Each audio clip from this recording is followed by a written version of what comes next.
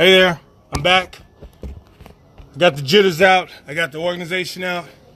Now I'm gonna let it rock. You know who I am. You know where I'm from. Check out my website, www.iblowyourmind.net. Google Greatest Poet Alive, G.P.A, Poetic Unsub, James Gordon. Now let's get to it. Shall we? We shall. The search.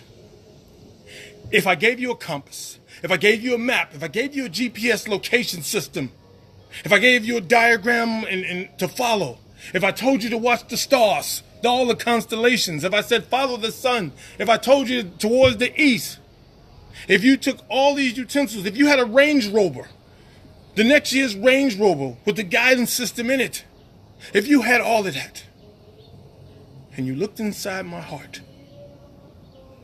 for any space that didn't have love in it for you, you would be lost forever searching for said spot. My poem. It's kind of signature thing for me. A lot of people say that's their piece and in peace and all that. I got a signature thing called my poem. As you can see, I got the Beagle behind me.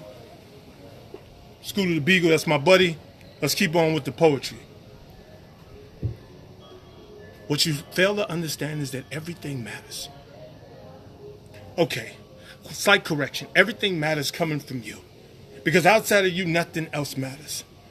No one likes, no one's comment, no one's inbox, no one's email, no one's text, no one's conversation, no one's nothing except for yours. Everything matters.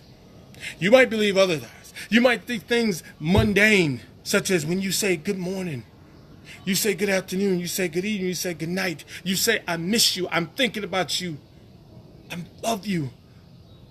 You may think those things are just passé or just rote or whatever the case may be, but no, they matter. They matter so much.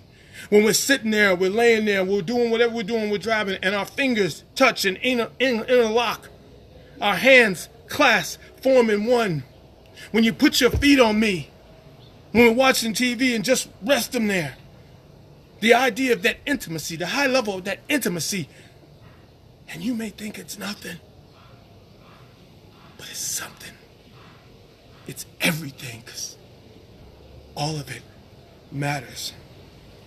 You may think when you ask me, hey, have you eaten? Do you need to eat? Because you know I battle diabetes on a regular basis, and sometimes my blood sugar goes down, way down, and that can be a little bit unhealthy. So when you check on me, that matters. When you ask me when my doctor's appointment is, do you want me to go with you? That's important. How was my day? Did I get some rest? Try not to do too much. When you say these things to me, they matter.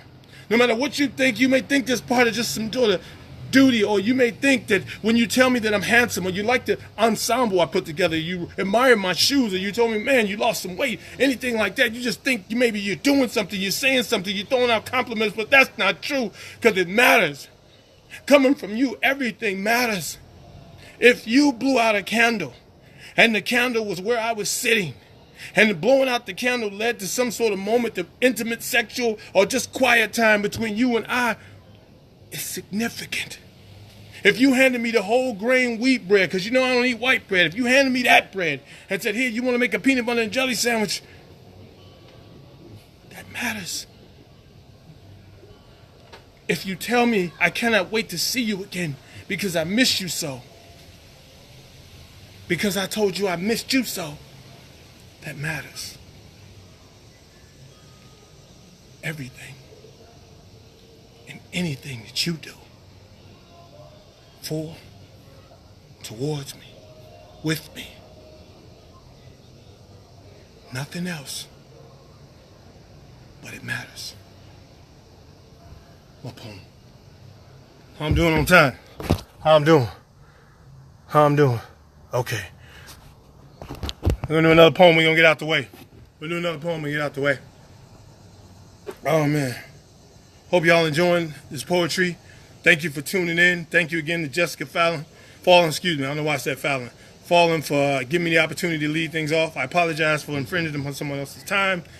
I will close out with this.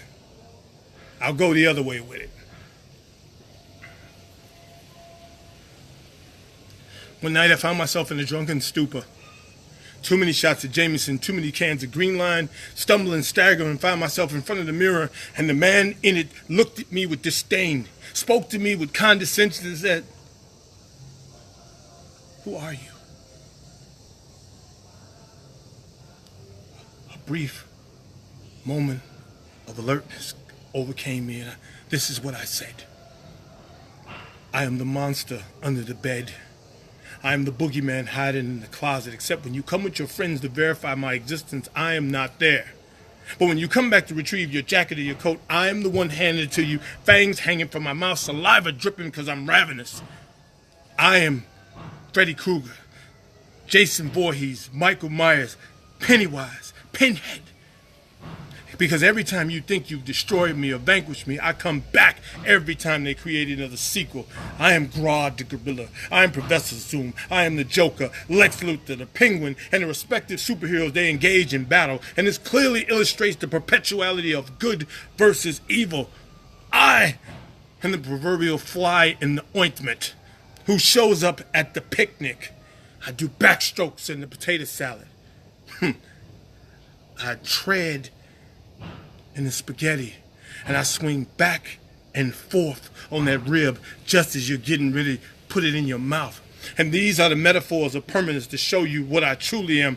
I am Beelzebub, standing in the bowels of hell with his middle finger extended towards heaven because he's still angry he got cast out. And I am the disappointment and the resignation of the Almighty himself because he knew when he created him he would have to do so. I am the bully, the bullied, and the bullied who finally stood up to the bully. And if that makes no sense to you, let me make it plain. I am Debo. I am Red, who had his chain snatched by Debo. And I'm Craig, who picked up the brick and smacked Debo upside his head with it. I am Melanin, and all the people with it. And no matter how many slave ships you put us on with diseases and tried to kill us, no matter how many chains you put on us and sold us here, there, and other during slavery, no matter how many times you sick dogs on us and sprayed us with water, no matter how many times the police, those assassins shoot us, no matter how many times Patty and all the rest of them call the police on us, nothing can do anything to it. We're still here. And weather can't even temper it because all we do is put baby oil or lotion on it. It's back to normal. And these are the metaphors of permanence to show you what I truly am, because I am an addict.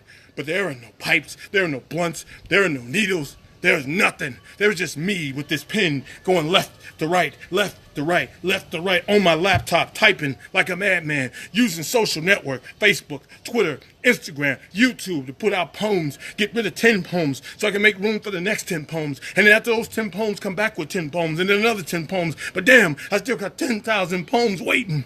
There is me receiving an invitation to a gala. I have no idea how I got here, but I go and I get my suit out the cleaners. I get my shoes shined. I clean and wash my vehicle, and I go, and you won't believe who's there. There's Langston Hughes in one corner. There's Nikki Giovanni. It's Nikki Giovanni conversing with Yates and Keats. And the gray-haired lady approaches me, and I bow my head in reverence. And in a cadence signature only to Dr. Maya Angelou, rest in peace, she lifts my face by my chin and says, "My child, you are home. No longer am I wayward and lost.